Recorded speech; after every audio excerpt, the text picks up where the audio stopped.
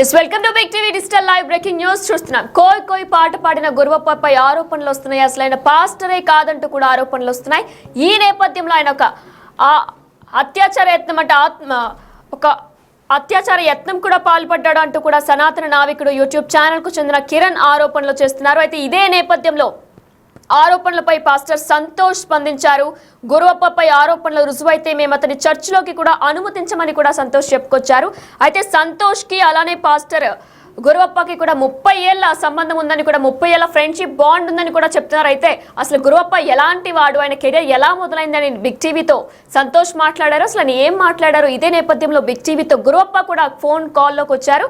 అసలు ఆయన ఏం మాట్లాడారు ఇప్పుడు ఒకసారి చూద్దాం. నమస్తే, వెల్కమ్ టు బిగ్ టీవీ. నేను మీ గౌతమి. కోయ్ గత కొన్ని రోజులుగా ఈ సాంగ్ ఎంత వైరల్ అయిందో మనం చూస్తూ ఉన్నాం. అయితే దీనికి సంబంధించి చాలా మంది గుర్రప్ప గారిని నెగిటివ్ అని కూడా ట్రోల్ చేస్తున్న సందర్భాలు కూడా మనం చూస్తూ ఉన్నాం. అసలు ఈయన నెగిటివ్ చేయాల్సడానికి గల కారణాలు ఏంటి అంటే పలు ఇంటర్వ్యూస్లో ఆయన చెప్పుకోవడం కూడా జరిగింది. ఆయన చాలా పేద కుటుంబానికి చెందిన వ్యక్తి అని కూడా, అండ్ నాతో కూడా కొన్ని మాటలు ఆయన షేర్ చేసుకోవడం కూడా జరిగింది. ఆయన కట్టించిన కొన్ని చర్చిల్ని కూడా కొంతమంది పేదవాళ్ళకి తను ఇచ్చేసాను, నేను ఇప్పుడు వేరేగా ఉంటున్నానమ్మా, అలాగే తన కుటుంబం గురించి కూడా కొన్ని విషయాలు షేర్ చేసుకోవడం జరిగింది. అసలు ఇందులో నిజాలు ఏంటి, ఎందుకని ఇప్పుడు ఆయన ఇంతలాగా ట్రోల్ అవుతున్నారు? సో వీటి గురించి మాట్లాడదాం. ఇవాళ మాతో పాటు ఉన్నారు Secunderabad cantonment pastors fellowship president Julius Santosh గారు. ఆయనతో మాట్లాడి మరిన్ని విషయాలు తెలుసుకునే ప్రయత్నం చేద్దాం. నమస్తే అండి. నమస్కారం.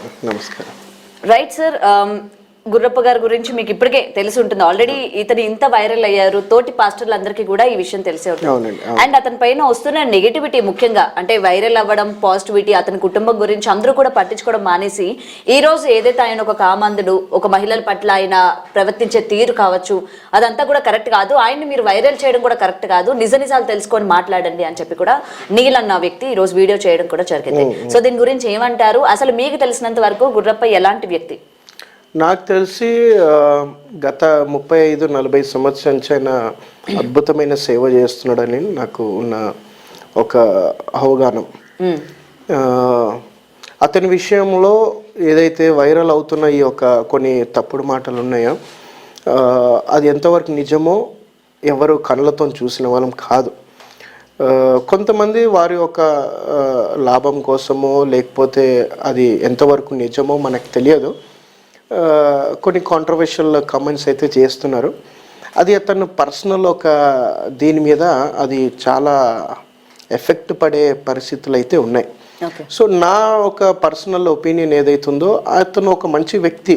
నేను ఎంక్వైరీ చేయడం వలన నాకు తెలిసిన ఒక విషయం ఏంటంటే అతను ఒక మంచి వ్యక్తి, అద్భుతమైన సేవ చేస్తున్నాడు. గత ఒక 30-40 సంవత్సరాల నుంచి అద్భుతమైన సేవ చేస్తున్నాడు. అతని విషయంలో నాకు తెలిసిన కొన్ని విషయాలు ఏంటంటే, అతను ఉండేది కృష్ణా జిల్లా దగ్గరలో అతను ఉన్నాడు. అతను ఒక రెసిడెన్షియల్ అని చెప్పి నాకు తెలుసు. ఇంకొక విషయం, మా చర్చ్ బిలీవర్, ఆయనకి ఇప్పుడు 40 సంవత్సరాలు. విషయం ఏంటంటే మా చర్చ్ బిలీవర్, ఆయన 40 సంవత్సరాలు. ఆయన ఒక 7-8-9 సంవత్సరాలు ఉన్న సమయంలో విశాల గుర్రప్ప గారు వాళ్ళ ఊరికి వచ్చి సువార్త చెప్పేవారు. 9 ఏళ్ళు అప్పుడే, ఆయన 9 సంవత్సరాలు, ఇప్పుడు ఆయన 40 సంవత్సరాలు. ఇప్పుడు మా బిలీవర్ 40 సంవత్సరాలు. ఆయన 9 సంవత్సరాలు ఉన్నప్పుడే ఈ మీసాల గుర్రప్ప అనే వ్యక్తి వచ్చి అక్కడ కృష్ణా జిల్లాలో మన గాంధీ ఆశ్రమం అనే ఊరు ఉంది, ఆ ఊరిలో కూడా వచ్చి ఆయన సువార్త ప్రకటించి వెళ్ళిన వ్యక్తి. సో అప్పటి నుంచి చాలా అద్భుతంగా దేవుని కోసం వాడబడుతున్న వ్యక్తి. ఆయన బ్యాక్గ్రౌండ్ వచ్చి ఈ కోయా బ్యాక్గ్రౌండ్ అయితే నాకు కన్ఫర్మేషన్ ఉంది. సో చాలా పేదవాడు, పేద కుటుంబము. సో ఆయనకు దేవుని మీద ఉన్న భారం ఏదైతే ఉందో ఆయన ఒక దీంట్లో ఆయన ప్రచురిస్తూ వెళ్తున్నాడు. ఈ విషయాలు నాకున్న అవగాహన ఇదే. ఓకే, అంటే మీరు అన్నారు కదా 9 ఏళ్ళు ఉన్నప్పటి నుంచే ఆయన దేవుడికి అంకితమైన వ్యక్తి, అంటే దేవుని గురించి చెప్తూ ఉన్న వ్యక్తి అని చెప్తూ ఉన్నారు. ఆయన కదండి, ఆయన కాదు, అంటే గుర్రప్ప ఇక్కడ బిలీవర్ గుర్రప్ప గురించి చెప్తున్నాను. అవునవును. అయితే ఇప్పుడు ఏదైతే ఈ సాంగ్ 2 years బ్యాక్ అన్నది సోషల్ మీడియాలోని అప్లోడ్ అవ్వడం కూడా జరిగింది. రీసెంట్ గత డిసెంబర్ నుంచి కూడా ఇది వైరల్ అవ్వడం కూడా జరిగింది. అయితే ముఖ్యంగా ఈ పాట నిజంగా 2 years బ్యాక్ ఆయన మనం చూసుకుంటే మొత్తం చర్చ్ ఆవరణలోనే ఈ పాట పాడడం కూడా జరిగింది. చర్చిలోని ఇట్లాంటి పాటలకి అనుమతి ఉందా? సో ఈ పాట పాడింది ఏదైతే ఉందో అది ఆయన భాషలో పాడినని ఆయన చెప్తున్నాడు. సో ఆ భాషకు అర్థము మనకు తెలియదు. సో ఆ భాషలో బైబిల్ కూడా తర్మాజ్ అవ్వాల. సో మనకు తెలియదు, దాని అర్థాలు తెలియదు. ఇప్పుడు మీసాల గుర్రప్పనే చెప్పాలి, దాని అర్థాలు ఏందో, ఆ ప్రతి మాటకు అర్థం ఏందో ఆయన చెప్తేనే మనకు తెలుసుకోవచ్చు. ఇప్పుడు మనకి తెలిసిన లాంగ్వేజెస్ ఏదైతే ఉన్నాయో కొన్ని లాంగ్వేజెస్ మనకు తెలుసు, ఆ లాంగ్వేజ్లో ఏమైనా పాట పాడితే మనకు అర్థమైపోతుంది. సో ఆయన చెప్తున్న మాట ఏంటంటే, నా కోయ భాషలో నేను పాడిన, అది కూడా ఒక 8 రకాల భాషలు ఉన్నాయి, కోయ భాషలు కూడా 8 రకాలు ఉన్నాయి, ఆ 8 రకాల్లో ఇది ఒక రకం అని చెప్పి ఆయన చెప్తున్నాడు. సో ఎవరి భాషలో దేవుణ్ణి ఆరాధించుకోవడంలో తప్పు లేదు, ఎవరి భాషలో దేవుణ్ణి పాటలు పాడడంలో తప్పు లేదు. సో దాంట్లో అభ్యంతరకరమైన కొన్ని మాటలు ఏదైతే ఉందో, మొన్న ఒక రికార్డింగ్ నేను చూసింది ఏంటంటే, కోడిని కోయి అని దాంట్లో వచ్చింది. సో అది కొంచెం వైరల్ అవుతుంది. అది ఆయన ఉద్దేశపూర్వకంగా పెట్టిండా, ఆయన ఒక తలంపులు ఏముండే ఆ పెట్టడంలో, అది ఒక్కసారి తెలుసుకోవాలి మనం. విషయం ఏంటంటే, ఇది ఒక 30 సంవత్సరాల ముందు కూడా ఈ పాట నేను పాడిండు. ఇప్పుడే పాడలే, ఆయన 30 సంవత్సరాల నుంచి పాడుతున్నాడు ఆ పాట. సో బయటికి ఇప్పుడు మనకి టెక్నాలజీ ద్వారా ఏదైతే బయటపడిందో, ఇప్పుడు యూట్యూబ్లో దీంట్లో వైరల్ అయిపోయింది ఆయన. సో 30 సంవత్సరాల ముందే ఈ పాట పాడుతుండే. ఎందుకంటే నేను మా బిలీవర్ని నేను అడిగినప్పుడు ఆయన చెప్పిండు, పాస్టర్ ఈయన 30 years బ్యాక్ కూడా ఈ పాట పాడిండు, అప్పటి నుంచే పాడుతున్నాడు ఆ పాట. సో ఆయన పాట పాడుతున్న సమయంలో ఎవరో ఒకళ్ళు కోడిని కోయి అని చెప్పి పక్క నుంచి అది అందించినప్పుడు ఆ పాటకి ఇది లింక్ చేసి అక్కడున్న గాన పదాలు ఏదైతే ఉన్నాయో వాళ్ళు దాన్ని సంతోషంగా మరి ఇలా పాడడం వల్ల ఆల్రెడీ క్రిస్టియానిటీ మీద ముఖ్యంగా ఈ మధ్య కాలంలోని నెగిటివిటీ చాలా ఎక్కువైపోయింది. వాళ్ళు పాడే పాటలు కావచ్చు, చేసే తీరు కావచ్చు, ప్రతిది కూడా సినిమాటిక్ పాటలు తీసుకొచ్చి దేవుడు పాటలు అని చెప్పి పాడడం, అలాగే హిందువుల పాటలు తీసుకొచ్చి దేవుడు పాటల్లాగా ట్యూన్ మార్చి లిరిక్స్ మార్చి పాడడం, కొన్ని సాంప్రదాయాలు హిందూ వాళ్ళు ఫాలో అవుతున్నవి క్రిస్టియానిటీలో ఫాలో అవ్వడం, ఈ విధంగా రీసెంట్ డేస్ లో చాలా వరకు క్రిస్టియానిటీ అనేది నెగిటివ్ అయింది. మరి ఇప్పుడు ఈయన దగ్గర నుంచి మీరు అన్నారు 40 years నుంచి ఆయన ఒక పాస్టర్ గా ఉన్నప్పుడు ఈ కోడ్ని అన్న పదాన్ని ఆయన యూజ్ చేసేటప్పుడు ఎక్కడ కూడా ఏ పాస్టర్ కూడా జీసస్ ని ఉద్దేశిస్తూ నీ యొక్క లాంగ్వేజ్ లో నువ్వు ఆరాధించుకో, పాట పాడుకో, తప్పులేదు. బట్ ఆ విధంగా కించపరిచేటట్టు ఇప్పటికే నెగిటివిటీ చాలా వరకు ఉంది. సో ఇలాంటి టైంలోని మళ్ళీ ఇది తీసుకొచ్చి పాడడం వల్ల మళ్ళీ క్రిస్టియానిటీకి నెగిటివ్ అవుతుందని చెప్పి ఏ ఒక్క పాస్టర్ కూడా స్టాండ్ తీసుకోలేదా? 100% తీసుకుంటారు, అడుగుతారు. ఇప్పుడు ఆయనకు మనకు అందుబాటులో ఉంటే నేను అడుగుతాను, అయ్యా ఇది పాడిన పాట బాగానే ఉంది, బట్ ఈ మధ్యలో ఈ రిమిక్లో కోడిని కోయని ఎందుకు వచ్చింది, ఏ ఉద్దేశంతో పెట్టారో నేను అడుగుతాను. ఒకవేళ నాకు ఆయన కలిస్తే ముఖాముఖిగా వస్తే నేను అడుగుతాను, ఎందుకంటే ఆయన ఉద్దేశాలు మనకు తెలియదు కదా. సో ఒకవేళ ఆయన లోక సంబంధమైన దీంట్లో పాడి నేను పెట్టుకున్న నా ఇష్టము అని చెప్తే అది క్రైస్తవ పాట కాదని మాత్రము 100% షూర్. ఎందుకంటే క్రైస్తవ పాటలు ఏదైతే ఉందో అది ఏ లాంగ్వేజ్లో పాడినా అది ఆత్మీయంగా ఉండాలి, వ్యక్తులకు అది దేవునికి మనుషులకు అనుసంధానంగా కనెక్ట్ అయ్యే పాటలుగా ఉండాలి. ఈ రీమేక్లు లేకపోతే ఈ సినిమా సంబంధమైన విషయాలు మ్యూజిక్ని తీసుకొని పాడితే 100% దాన్ని ఖండించాలి. ఎందుకంటే లోకముతో ఈ క్రైస్తవ జనానికి ఏదైతే ఉందో ఆత్మీయంగా పొత్తు లేదు. లోకాన్ని క్రైస్తవ దీనికి పొత్తుగా మనం చేయొద్దు, అది 100% దేవుని దృష్టిలో తప్పు. సంఘములు అలాంటిది ఎంటర్టైన్మెంట్ చేయడానికి వీల్లేదు. ఓకే, ఇంకొకటి సార్, మీరు చూసినట్లయితే గుర్రప్ప గారు చేతికి ఒక ఇన్స్ట్రుమెంట్ ని పెట్టుకొని ఆయన వాయిస్తూ పాడడం జరిగింది కదా, అసలు క్రిస్టియానిటీలోనే మీరు అట్లాంటిది పెట్టుకొని పాడతారా? అంటే అది ఇన్స్ట్రుమెంట్ అది. సో దాని విషయంలో దాన్ని కూడా ఆయన భాష, ఆయన ట్రైబల్ కి సంబంధించి ఉండొచ్చు. సో కొంతమంది కంజర పెట్టుకొని పాడుతుంటారు, కొంతమంది ఇది ఉంటది కంజర, లేకపోతే చిన్న డోలక్ లాంటిది, కాంగో చిన్న ఇది, చిన్న చిన్న డప్పులు, ఎవరు ఇది అది అంటే వాళ్ళు ఆరాధిస్తున్నప్పుడు, వాళ్ళు పాట పాడుతున్నప్పుడు వాళ్ళకి ఆ రిథం అది. సో ఆ రిథంని మనము తప్పు పట్టడానికి వీల్లేదు. మేబీ ఆయన సాంప్రదాయం ఉండొచ్చు, లేకపోతే ఆయన వచ్చిన బ్యాక్గ్రౌండ్లో అది ఉండుండొచ్చు. సో దాన్ని మనం అంత సీరియస్గా తీసుకోవద్దు. వేరే విషయాలు ఏదైతే కోడిని కోయి ఆ విషయంలో కొంచెం ఆలోచించాలి. ఓకే సార్, మీకున్న ఇన్ఫర్మేషన్ వరకు నిజంగా ఆయన పాస్టర్ అని చెప్పి, అంటే మీకంటూ ఉంటుంది కదా నిజమైన పాస్టర్ ఇన్ని సేవ చేయాలి, లేదంటే మీకు ఒక బోర్డు నుంచి వస్తుంది కదా ఈ రోజు నుంచి ఈయన ఇంకా పాస్టర్ గా ఉండొచ్చు అని చెప్పి, అలా ఆయనకి వచ్చిందంటారా సర్టిఫికేట్ కానీ ఏదైనా? వచ్చి ఉండొచ్చు. ప్రతి ఒక్క వ్యక్తి పాస్టర్స్ ట్రైనింగ్ అతనికి ఒక గురువు ఉంటారు, ఆ గురు కింద వాళ్ళు ట్రైన్ తీసుకుంటారు.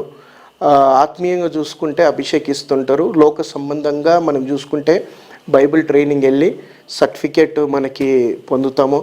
అది 2 సంవత్సరంలా లేకపోతే 3 సంవత్సరాల కొన్ని ట్రైనింగ్స్ ఉంటాయి.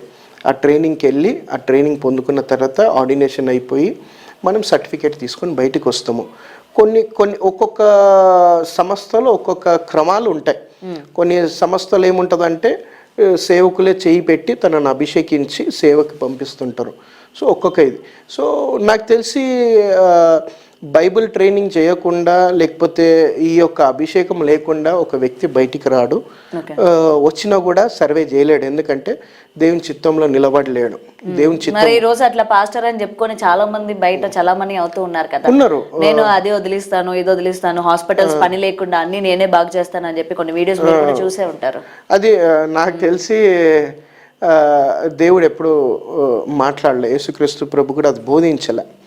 ఒకరికి వ్యతిరేకంగా నా దగ్గరకు వస్తే మీరు బాగా అయిపోతారంటే అబద్ధం. ఒక వ్యక్తి నా దగ్గరికి వస్తే మీరు బాగా అయిపోతారు, నా దగ్గరికి వస్తే ఇదవుతుంటే అది అబద్ధం. ఎందుకంటే వ్యక్తి యేసు ప్రభు దగ్గరికి వస్తే మనసు మారుతుంది, గుణము మారుతుంది. యేసు ప్రభు దగ్గర జీవితాలు మారుతాయి. కానీ లేని పబ్లిసిటీ చేసుకొని స్టంట్స్ చేసుకొని వాళ్ళ సొంత ఒక దీనికోసము మనము ఎంటర్టైన్ చేయవద్దు అట్లాంటి విషయాలను. ఓకే, ఇప్పుడు ఇతన్ని పిలిపించే ప్రయత్నం ఏమైనా చేస్తున్నారా? డెఫినెట్లీ. ఎందుకంటే ఎక్కడ కూడా నేను చూసిన ప్రతి ఇంటర్వ్యూలో కూడా ఈ కోడ్ని అంటే మీరు అన్నారు కదా ఇది మాత్రం అభ్యంతరమైంది అని చెప్పి కూడా ఎక్కడ కూడా అసలు ఈ కోడ్ని అన్న పదం నేను కావాలని వాడలేదని కానీ లేకపోతే అది ఎందుకు వాడాల్సి వచ్చిందని కానీ ఎక్కడ కూడా ఆయన క్లారిటీ ఇవ్వలేదు. సో మీకైనా చెప్తారంటారా, లేకపోతే ఆయన సరదాగా పాడుకున్న పాటనా? ఇప్పుడు డెఫినెట్లీ దాన్ని అడుగుతాను నేను. ఒకవేళ అవకాశం వస్తే మేబీ ఆయనను కూర్చోపెట్టి అయ్యా ఏంటి విషయం ఇదండి, ఒకవేళ సంఘం కోసము సమాజం కోసం నువ్వు పాట రాస్తే ఎందుకు అది రాయబడింది, ఎందుకు అది ఇదని అడుగుతాను. లేదు నాకు సరదా కోసం నేను రాసుకున్నానంటే అది రాసుకుంటే అది అప్పుడు మనకు కొంచెం అభ్యంతరకరమైన అడగడం. కానీ ఆయన చర్చిలలో వచ్చి పాడుతున్నప్పుడు విషయం ఏంటంటే ఆయన పాట మొత్తం వేరే ఉంది. ఆ కోడిని కోయి అది ఒక ముసలైన ఆయన ఒక దగ్గర పాట పాడుతున్నప్పుడు కిందికెని స్టేజ్ కిందికెని ఒక ముసలైన ఒర్రిండంట ఆ మాట. ఓకే. సో అది రిమిక్లో బాగుందని చెప్పేసి దాన్ని అటాచ్ చేసేస్తున్నారు. సో దాని విషయంలో కొంచెం క్లారిటీ తీసుకోవాలి. ఒకవేళ ఆయన నాకు కలిస్తే మేబీ ఎప్పుడన్నా క్లారిటీ తీసుకుంటా. ఓకే. సో ఆయన మీతో టచ్ లోనే ఉన్నాడు. టచ్ లో ఉన్నారు. బాగానే మాట్లాడతారు, పర్వాలేదు, బాగానే మాట్లాడతారు. సో ఈ విషయం కోసం రీసెంట్లీ మాట్లాడినప్పుడు అయ్యా నేను వస్తాను, హైదరాబాద్ వచ్చినప్పుడు కలుస్తా అని చెప్పిండు. కలిసినప్పుడు కూర్చొని చిన్న డిస్కషన్ అయితే చేయాలి. ఓకే.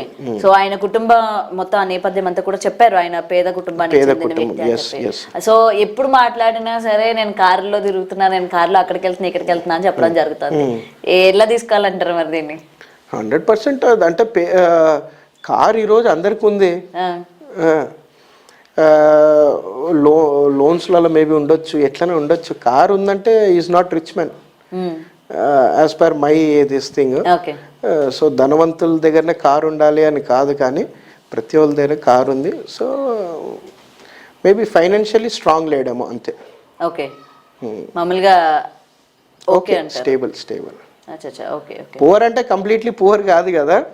పూర్ అంటే ఇక మనలాంటి వాళ్ళంతా పూరే, మనమంతా పూరే, మనం రిచ్ కాదు కదా. సో మనమంతా పేదోళ్ళమే. రిచ్ అంటే ఇక అంబానీ వాళ్ళని రిచ్ అంటారు, పెద్ద పెద్దోళ్ళని రిచ్ అంటారు. మనలాంటి వాళ్ళు అంతా we are middle class and poor people. Okay. ఎలా అనిపిస్తుంది మరి మీలో పాస్టర్స్ లోని వన్ ఆఫ్ ద పాస్టర్ ఈ రోజు ఇంత వైరల్ గా మారడం? ఆయననా? మీరు ఏమైనా కలిసి మీటింగ్స్ లాంటివి? లేదు, ఏం ఉండదు అట్లా. అండ్ మీడియా చేసింది ఆయనని ఫేమస్ అంతే, వేరే ఏం లేదు. అండ్ వాట్ ఎవర్ ఆయన ఫేమస్ అయిండు, ఆయనకు సంతోషమే అనుకుంటా దాంట్లో. ఓకే. సో ఆయన మీద వస్తున్న ఎలిగేషన్స్ అన్ని కూడా నమ్మొచ్చు అంటారా? నేను నమ్మనండి. అంటే నేను చూడలేదు కదా, నేను చూడకుండా నేను నమ్మను. ఒకవేళ నా కళ్ళతో నేను చూస్తే ఏంటయ్యా అని చెప్పి ఆయన పోయి నేను ఇది చేయొచ్చు, కరెక్ట్ చేయొచ్చు. యాజ్ పర్ బైబుల్ మనం చూసుకుంటే ఎవరినో ఒక తప్పు చేస్తే పోయి వాళ్ళని కూర్చొని సరి చేయమంటుంది బైబిల్. వాళ్ళని 10 మందిలో తీసుకురావద్దంటుంది. బైబిల్ అంటుంది, if your brother and does any mistake go and correct him. Okay. మన బ్రదర్ అని ఏమైనా తప్పు చేస్తే ఆయనని కరెక్ట్ చేయాలి. ఇది తప్పు, ఇది కరెక్ట్ కాదు, నువ్వు వెళ్ళే మార్గం అని చెప్పాలి. లేదు వినకపోతే వదిలేయాలి. కానీ పబ్లిక్లో తీసుకొచ్చి ఆయన పేరుని మనం చెడిపోద్దు. ఇది బైబిల్ చెప్తుంది. ఓకే. ఈ సిద్ధాంతాన్ని నేను ఫాలో చేస్తా. ఓకే, ఒకసారి కాల్ చేస్తారా? ఇప్పుడైనా ఎత్తుతారేమో, లాస్ట్ టైం ఎత్తలేదు కదా.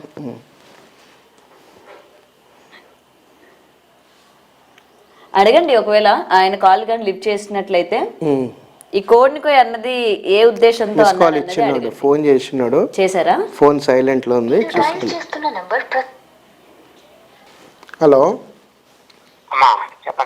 అయ్యగారు, వందనాలు. నేను పాస్టర్ జూలియస్ మాట్లాడుతున్నా. నిన్న మాట్లాడా కదా, నెహమియా గారు. ఇది నేను ఇక్కడ ఇంటర్వ్యూలో ఉన్నా. సో అదే ఒకసారి మాట్లాడమని చెప్పారు మీతో. అదే రేపు వస్తా అని చెప్పారు కదా. ఎన్ని గంటల వరకు ఉంటారు మీరు? నేనుండేది మధ్యాహ్నం 1 గంట. 1 గంటకి వచ్చేస్తారా మీరు ఇడికి? ఎక్కడికి? మన హైదరాబాద్ నెహమియా గారి దగ్గరికి. నెహమియా గారి దగ్గరికి వచ్చేది ఉదయం 9 నుంచి 12 వరకే. మళ్ళీ దాని తర్వాత అయ్యగారు ఆ తర్వాత వెళ్ళిపోతాను నేను. వెళ్ళిపోతున్నారా? 3 గంటలకు కలుద్దామన్నారు కదా, 2 గంటలకి. ఇప్పుడు ఈ నెంబర్ అవుతుంది. ఇది మన సిస్టర్, మన ఎవరైతే ఉన్నారో మీడియా బిగ్ టీవీ వాళ్ళు. అంటే ఇక్కడ ఏదో చేస్తా అని చెప్పారు, ఫోన్ చేస్తే ఫోన్ ఎక్కట్లే వాళ్ళు. అవును, అక్కడ విజయవాడలోనా? ఓకే. అయితే అంటే నేను అన్నా, నాకు తెలుసు అంటే పరిచయం మాట్లాడుతుంటే, అయ్యాది ఇంటర్వ్యూ కోసం వెయిట్ చేస్తున్నాము, ఒకసారి మాట్లాడిపోయండి అని చెప్పారు. ఇప్పుడు నేను వచ్చేది అక్కడ ఏదో ఆరాధనకి చర్చికి వస్తున్నా. అవును అవును. మళ్ళీ అన్నీ వెళ్ళిపోవాలి కదా. ఒక హాఫ్ అన్ అవర్ మాట్లాడాను. ఇబ్బందికరంగా కొంతమంది కాంట్రవర్షియల్ చేస్తున్నారు కదా, దాని విషయంలో క్లారిటీ నన్ను అడిగారు. నేను మంచోళ్ళు, ఇబ్బంది ఏం లేదు అని చెప్పా. అయితే మీరు కూడా కొంచెం క్లారిటీ ఇచ్చేస్తే మనకు మంచిగా ఉంటుంది. సరే, ఓకేనా అయ్యగారు? సిస్టర్ గారికి ఇవ్వండి. చెప్పండి. అమ్మా ఏమైందమ్మా రమ్మంటే మరి మీరు ఏమి సామాన్ చెప్పలేదు. ఆ అమ్మాయి ఫోన్ ఎత్తలేదండి. ఇప్పుడు అంటే నేను అడిగాను కదా, మీ మీద ఈ నెగిటివ్ ఎలిగేషన్స్ వస్తూ ఉన్నాయి, దాని గురించి ఏం చెప్తారు, మీ వరకు ఆ వీడియో వచ్చిందా రాలేదా అని. అమ్మా నన్ను చంపిస్తారు మా ఫోన్ లేమద్దా, నా బతుగా చెప్పుకోవాలి. ఏం చేద్దాం? వాళ్ళు చంపుకొని నేను ఏం ద్రోహం చేశాను, ఏ అన్యాయం చేశాను. రానివ్వండి, ఇప్పుడు నా చిన్నతనం నుంచి ఇదే గొడవ కదా. వాళ్ళే అవన్నీ పాస్టర్లు, వాళ్ళే పెద్ద బిషప్లు అవన్నీ నేనేమో అనుకున్నారా? ఏదో హిందువుని ప్రభుని నమ్ముకున్నాను, నా గురించి చెప్పుకున్నాను. వాళ్ళు ఏది విమర్శిస్తున్నారంటే విమర్శిస్తూనే ఉంటారు, విమర్శిస్తున్నాయి. ప్రభుని చంపేస్తే అందుకే అసీ వాళ్ళు చంపేశారు. అది ఇప్పుడు మీ తోటి పాస్టర్స్ అంటే మీ గురించి తెలిసిన వాళ్ళు కావచ్చు, మీ గురువు గారు కావచ్చు, ప్రతి ఒక్కరు కూడా మీ గురించి పాజిటివ్గానే చెప్తున్నారు.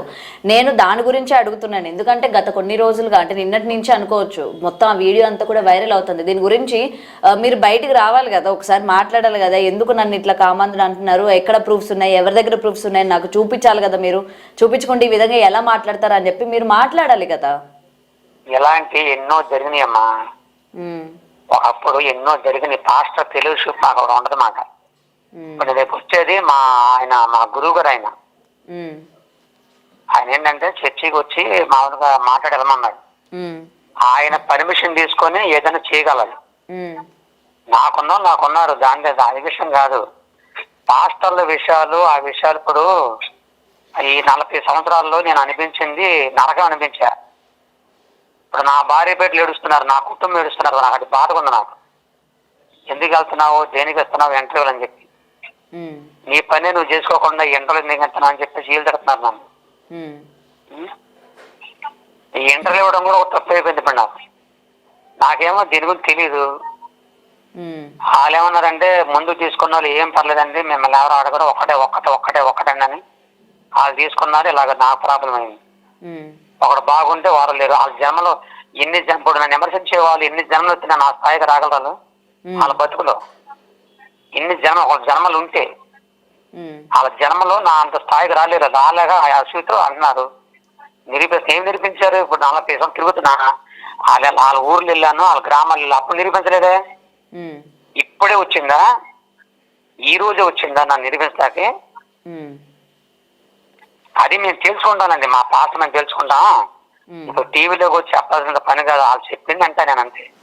ఎందుకంటే ఇప్పుడు మీరు నార్మల్ వ్యక్తి అనుకోండి, మీ మీద అలిగేషన్ వచ్చినప్పుడు ఎవరు పెద్దగా పట్టించుకోరు. బట్ ఇవాళ మీరు ఏపీ తెలంగాణ మొత్తానికి కూడా తెలిసిన వ్యక్తి కాబట్టి అందరూ కూడా మీ జీవిత చరిత్ర ఏంటి, మీ కుటుంబం నేపథ్యం ఏంటి తెలుసుకొని మీ గురించి బాధపడిన వాళ్ళు కూడా ఉన్నారు. మరి ఇవాళ ఇలాగా ఈయన గురించి వచ్చేసరికి అవునా నిజమా, నిజంగా ఈ వ్యక్తి ఇలాంటి అతనా అన్నప్పుడు మీరు డెఫినెట్ గా మరి మీడియా ముందుకు రావాలి, మాట్లాడాలి కదా. ఒక అతను ఇప్పుడు బోరబండ శాస్త్రి అన్నప్పుడు ఆయన దగ్గర నా దగ్గర ప్రూఫ్స్ ఉన్నాయని ఒక అతను అంటారు. నీల్ కుమార్ అతను కూడా వీడియో రిలీజ్ చేసి మొత్తం ప్రూఫ్స్ ఉన్నాయి, ఇతను ఇట్లా చెప్పడానికి ఊరూరా వెళ్ళేటప్పుడు అక్కడ ఆడపిల్లలతోని అసభ్యంగా ప్రవర్తించేవాడని ఒక అతను చెప్తా ఉన్నాడు. మరి సో దానికి మీరు మీడియాలోనే చెప్పాలి మరి దానికి సమాధానం. మరి ఇప్పుడు నేను బయటే చెప్తాను. గౌతమ్మ గారు చెప్పండి. మాకంటూ మీడియా ఉందలే, అంటే క్రిస్టియన్ మీడియా కూడా ఉంది మాకు. నేను దాంట్లో చెప్పుకుంటా, మన దాంట్లో చెప్పకూడదు. నేను మన విషయం నేను మీకు నన్ను అదే చెప్తాను మీకు. నేను ఇప్పుడు వచ్చింది, నేను ఎవరన్నా దేవతా దేవుని విమర్శించానా, ఏదన్నా నేను చేయలేదు. ఇది క్రిస్టియన్ ప్రకారం వస్తుంది కాబట్టి మేము చూసుకుంటాం. మాకంటే ఒక పాస్టర్ ఉంటారు, మాకంటూ గురువులు ఉంటారు, మమ్మల్ని అభిషేకించిన వారు. మాకు సత్యం వాళ్ళ అనుమతి లేకుండా రాకూడదు. ఇప్పుడు రేపు వచ్చేది కూడా మా గురువు గారు ఆయన. ఇప్పుడు ఆయన మాట ప్రకారం నడుచుకోవాలి. నేను మీరు రమ్మంటే వచ్చేయకూడదు కదా. నేను నువ్వు ఎందుకు వెళ్ళావు అంటాడు, నన్ను నేనేం చేయాలి? ఇప్పుడు నేను ఎవడలేమన్నాడు అంటాడు, నన్ను ఏం చేయాలి? కాబట్టి మాకంటూ ఒక ఉంది, మాకంటూ ఒక పాస్టర్ తెలుసుకున్నామా అసోసియేషన్ ఉంది. అదేనండి, దాంట్లో మాట్లాడుకుంటాం, మేము మాట్లాడుకుంటాం. ఇప్పుడే నాకు చాలా మంది అయ్యగారులు ఫోన్ చేశారు, ఇప్పుడే జస్ట్ ఒక అరగంట ముందే చేశారు నాకు ఫోన్లు. నువ్వు ధైర్యంగా ఉండు, అలాంటి తెలుస్తా ఉన్నారు. కాబట్టి నేను వాళ్ళతో ఇప్పుడు నేను ఈ రూట్లో వెళ్ళాలి కానీ మీ రూట్ రాకూడదు. నేను మన మీడియాలోకి వచ్చేసి నేను వాగకూడదు. మీరు ఏదైనా అడిగితే నా గురించి తెలుసుకుంటే చెప్పుకొని చెప్తా. ఇది వద్దేగా దీని విషయంలో మన మీడియా కాదు, మాకంటే ఒక మీడియా ఉంది కృష్ణ, వాళ్ళు చెప్పుకోనివ్వండి, వాళ్ళు ఎన్నని చెప్పుకొని. నేనంటూ ఈ రూట్లోకి వెళ్తే నన్ను అందరు గౌరవిస్తారు, ఖచ్చితంగా వస్తా. మీడియాకి రాకుండా నాకు ఈ మధ్యన మీలాంటి తల్లులు ఏర్పడినటువంటి నాకు చిన్న ఛానల్ ఒకటి ఉంది, అదే యూట్యూబ్ ఛానల్ ఉంది. ఇవన్నీ పెట్టుకుని నేను పెట్టుకోగలను, పెట్టుకొని ఉండను, పెడతాను. అయితే మీరేంటంటే మీరు ఆ రూట్లోకి మీరు రాకండి, ఎందుకంటే మిమ్మల్ని మళ్ళీ అపార్థం చేసుకుంటారు. నా బాధ మిమ్మల్ని ఆయన తీసుకొచ్చి ఆ పాస్ట్ని తీసుకొచ్చి ఏంటి టీవీలు అలా చేస్తారని చెప్పేసి మిమ్మల్ని అపార్థం చేసుకోకూడదు అన్న. నేను ఆలోచించేది మీ క్షేమ ఆలోచన. నేను అంటారా ఆ రూట్ లో ఉన్నాను కాబట్టి సావో బతుకు నేను తెలుసుకుంటా. నేను సావో బతుకు తెలుసుకుంటా. వాళ్ళు ఎవరో నా వాళ్ళు ఏమైనా ఆదరించినారా, మాకు అన్నం పెట్టిన వాళ్ళ, కూర పెట్టిన వాళ్ళ, అదప్పుడు మా అబ్బలకు పుట్టారా, మా తాతకు పుట్టారు, వాళ్ళు ఎవరన్నా నా గురించి అలా చెప్పడానికి కారణాలు ఏంటో మేము మాట్లాడుకుంటాం.